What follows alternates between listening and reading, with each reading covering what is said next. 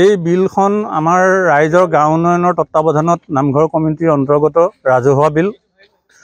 বিলখন আজি 65-70 বছৰ ধৰি আমাৰ পূৰ্বপুৰুষসকলৰ তত্ত্বাৱধানত বিলখন ৰাখি থৈ গ'ল আৰু যাৰ উপাৰ্জন স্বৰূপে ইয়াৰ এটা আৰ্থিক আমাৰ আমদানিৰ এটা স্থল হয়।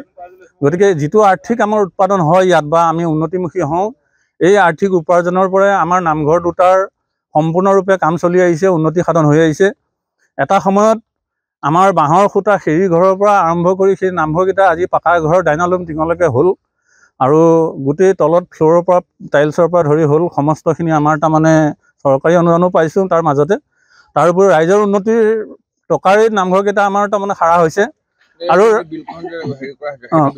বিলখন আমাৰ বিক্ৰী কৰি যিটো উপাৰ্জন হয় সেই উপাৰ্জনৰ টকাৰে নামঘৰতো খাটে, দুটা নামঘৰত। আৰু ল'ৰা ছোৱালী পঢ়া শুনাৰ ক্ষেত্ৰতো আমি সহায় কৰোঁ, বেমাৰীৰ ক্ষেত্ৰতো সহায় কৰোঁ বা অন্যান্য গাঁৱৰ যিবিলাক তাৰমানে অনুষ্ঠান প্ৰতিষ্ঠান হয় তাতো আমি সহায় সহযোগিতা কৰোঁ ৰাইজৰ এই আৰ্থিকৰ টকাৰ সৈতে।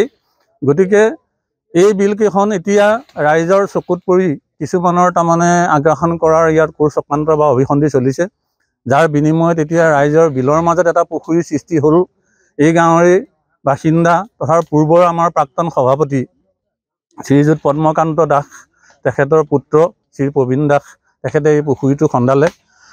প্ৰায় 2 লগিমান মাটি ভিতৰলৈ সোমোৱাই দি পেলাই তেওঁলোকে এই পুখুৰীটো খান্দি লৈ পেলাই আগ্ৰাসন কৰাৰ এটা অভিসন্ধি চলালে, যাৰ বিনিময়ত তেওঁলোকক আমি ন'টিছ কৰিছিলোঁ।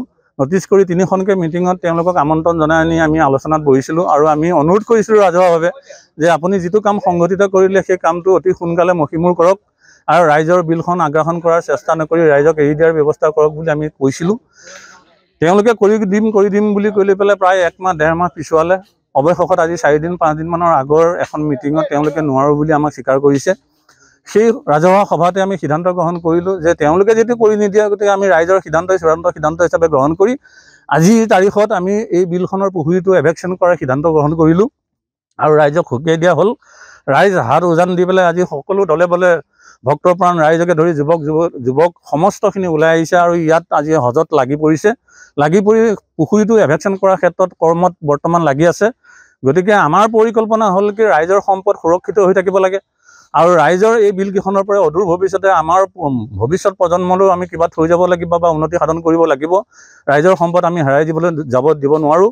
গতিকে ৰাইজ একত্ৰিত হৈ আছে আৰু ৰাইজে এই ক্ষেত্ৰত আমাক নানান দিহা পৰামৰ্শ দি আমাক সকাহ দি আহিছে যে ৰাইজ সদায় একত্ৰিত হৈ থাকিব আৰু গাঁও উন্নয়নৰ পক্ষত থাকিব, নামঘৰ কমিটিৰ পক্ষত থাকিব। গতিকে গাঁও উন্নয়নে যি সিদ্ধান্ত লয় ৰাইজে তাত হাত উজান দিব। গতিকে এয়াই হ'ল আজি ৰাইজৰ মুখ্য উদ্দেশ্য।